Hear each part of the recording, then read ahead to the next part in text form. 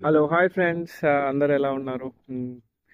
Friends అయితే ఈరోజు ఏంటంటే నేను మా పొలం దగ్గరికి వచ్చిన ఫ్రెండ్స్ ఇక్కడ ఒక చిన్న ఐడియా మీకు షేర్ చేసుకోవాలనుకుంటున్నాను అనుకుంటున్నాను. యాక్చువల్గా ఇది మా పొలం అండి, పొలం కాడ వేప చెట్టు.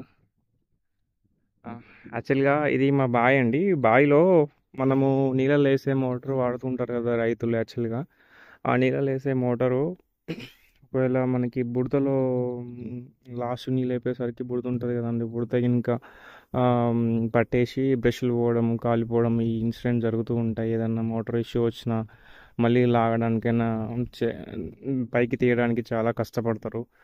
లేకపోతే దానికోసమని ఈ టెక్నిక్ కనుక్కున్నారు. ఇది కూడా ఎవరికైనా ఉపయోగపడుతుందని నేను చెప్తున్నాను. యాక్చువల్గా ఈ మోటార్ ఉంటుంది కదండి, ఈ మోటార్కి ఇలా మనకి డ్రమ్ము కడతారనమాట.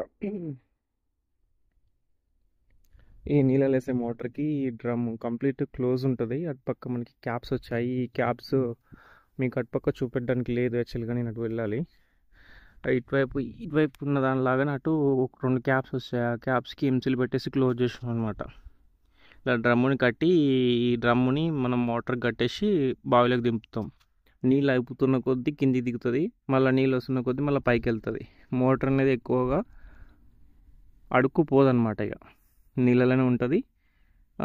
మీకు మోటార్ కనిపిస్తుంది అనుకుంటా నీళ్ళల్లో. మోటార్ కనిపిస్తుంది చూడండి. డ్రమ్ కింద మోటార్ ఉంది. పూర్తిగా మోటార్ మునగదన్నమాట.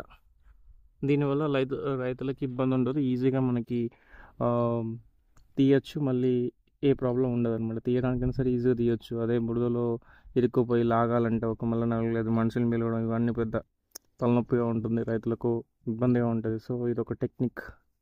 ఇది అందరికీ ఉపయోగపడుతుందని ఈ వీడియో షేర్ చేస్తున్నాను. Thanks for watching my video.